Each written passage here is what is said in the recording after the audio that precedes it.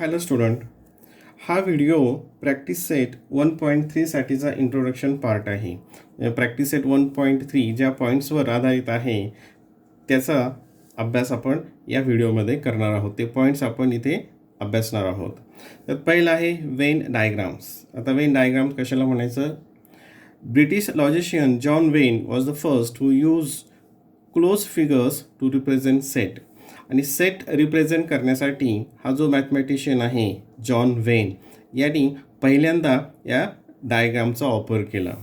Such representation are called Venn diagrams. आणि असं ज्या पद्धतीनं जे सादरीकरण केलं जातं त्या सेटचं त्याला काय म्हटलेलं आहे? Venn diagrams. इथं उदाहरण दिलेलं आहे बघा. Let us consider the use of Venn diagrams from the following example. A equals to set A equals to 1 2 3 4 5. हा सेट ए आहे, हे आपण इथं लिहिलं. आता हे आपल्याला कशा पद्धतीने दाखवायचं आहे? वेन डायग्रामचा यूज करून. तर बघा इथं एक क्लोज्ड फिगर तुम्हाला दिसते आणि हे जे सर्व एलिमेंट्स आहेत हे एलिमेंट्स इथं दाखवलेले आहेत 1 2 3 4 5. आणि हा जो सेट आहे त्या सेटचं नाव इथं दिलेलं आहे. म्हणजे सेट एचं हे काय आहे? वेन डायग्रामद्वारे रिप्रेझेंटेशन. हे आहे वेन डायग्राम. ह्यालाच काय म्हणायचं? Venn diagram. दुसरा पॉईंट आहे point number 2, subset. If A and B are two given sets. A आणि बी हे दोन वेगवेगळे सेट आहेत. And every elements of set B. आणि बी मधले सर्वचे सर्व एलिमेंट्स, बी मधले सर्व elements and also and element of A. आणि बी मधले सर्व एलिमेंट हे काय? ए मध्ये आहेत. म्हणजे एमध्ये जेवढे एलिमेंट्स असतील त्याच्यामधले काही एलिमेंट्स हे बीमध्ये आहेत. म्हणजे बीमधले सगळेच्या सगळे एलिमेंट्स हे एमध्ये आहेत. Then B is a subset of A. म्हणजेच काय म्हटलं जातं मग? बी हा एचा सबसेट आहे. B is a subset of A, कारण बी मधले सर्व एलिमेंट्स हे एमध्ये असतात. Which is symbolically written as B. असं साईन दिलेलं आहे ए. आणि याला कसं वाचन करतात? It read as B is a subset of A. B is a subset of A or B subset A. म्हणजे याचं रीडिंग कसं करायचं आहे? B is a subset of A किंवा बी सबसेट ए. इथं एक्झाम्पल दिले आहे बघा. त्या एक्झाम्पलद्वारे आपण अगोदर समजून घेऊयात. सेट ए याचे एलिमेंट्स कोणते आहेत बघा? 1 2 3 4 5 6 7 8. आणि बीचे एलिमेंट्स कोणते आहेत? सेट बीचे 2 4 6 8. आता हे जे 2 4 6 8 आहेत हे एलिमेंट्स, हे 2 4 6 8 हे सर्वच्या सर्व बी मधले सर्वच्या सर्व एलिमेंट्स हे काय आहेत? ए मध्ये आहेत. बी मधले सर्वच्या सर्व एलिमेंट्स हे ए मध्ये आहेत. म्हणजेच काय? B is a subset of A. B is a subset of A. बघा, every element of B is also an element of set A. याचे सर्व एलिमेंट्स एचे सुद्धा आहेत. Therefore B is a subset of A. This can be represented by Venn diagram as shown above. आता हे जे आहेत हे वेन डायग्रामद्वारे कसं दाखवायचे? दोन्ही साईड्स बघा. हा जो ए आहे हा ए मोठा इथं वर बाहेर दाखवलेला आहे ह्या बाहेरच्या फिगरनं. आणि याच्यामध्ये हे सर्व एलिमेंट्स त्याचे आलेले आहेत बघा. 1 एमध्ये म्हणजे कोणते येतील मग? 1 5 8 2 6 4 3 7 हे सर्वचे सर्व एचे एलिमेंट्स आहेत. आणि बीचे एलिमेंट्स कोणते आहेत मग? फक्त 2 4 6 8 जे बीमध्ये आहेत. बीचे एलिमेंट्स कोणते आहेत? 2 4 6 8. आणि एचे एलिमेंट हे सर्व आहेत. आणि हे जे कशाद्वारे दाखवलं हे जसं वर बघितलं आपण वेन डायग्राम. कशाने दाखवलं? हे वेन डायग्राम. आता हे लक्षात ठेवा. Every set is a subset of itself. म्हणजे प्रत्येक सेट हा स्वतःचा सबसेट असतो. A is subset of A. Empty set त्याच्यामध्ये काहीच नसतं.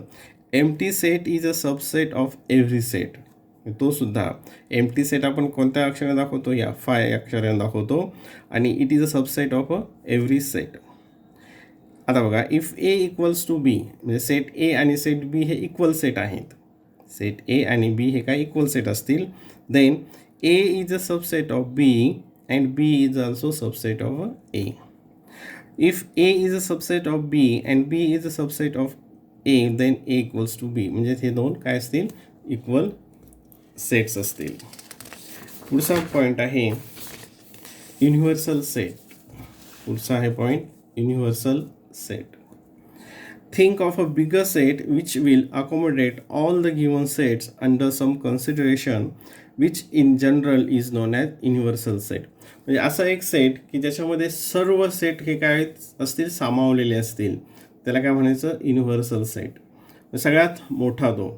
So that the sets under the consideration are the subset of this universal set.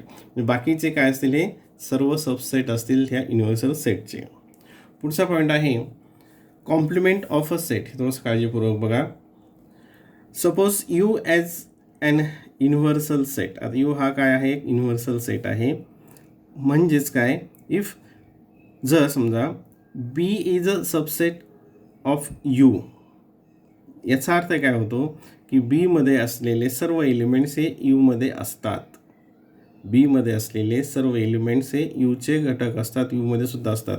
Then the set of all elements in U which are not in B set are called the complement of B and it is denoted by B dash or B C, म्हणजे complement of B. आता मग याच्या जे व्यतिरिक्त आहेत कोणते, की जे बीमध्ये नाहीत. Then the set of all elements in U which are not, कोणते, the set of all the elements in U which are not in set B. जे बीमध्ये नाहीत, जे बीमध्ये नाहीत ते सर्व एलिमेंट्स काय असतात, ते कॉम्प्लिमेंट ऑफ बी, त्याला काय म्हणतात, complement of B. And it is denoted by B dash or B C इथं लिहिलेलं आहे. Remember this. Properties of complement of a set. जेव्हा आपण उदाहरणं बघू त्यावेळेस आणखी कॉम्प्लिमेंट ऑफ सेट तुमच्या लक्षात येईल. 1. No elements are common in set A and complement of set A. A चे एलिमेंट्स आणि कॉम्प्लिमेंट ऑफ एचे एलिमेंट्स हे कॉमन नसतात, ते वेगवेगळे असतात completely. A is a subset of U and complement of A is subset of U. कारण यूमध्ये हे सर्वच एलिमेंट्स असतात, एमधले सुद्धा आणि त्याच्या कॉम्प्लिमेंट्समध्ये सुद्धा. Complement of set U is empty set. आता यू सेटचा कॉम्प्लिमेंट काय असेल, एम्प्टी सेट असेल. The complement of U set equals to empty. The complement of empty set आणि एम्प्टी सेटचा कॉम्प्लिमेंट काय असेल, यू. आता हे इथं याचं असं रिडिंग करणार, the complement of empty set is U set, is U set.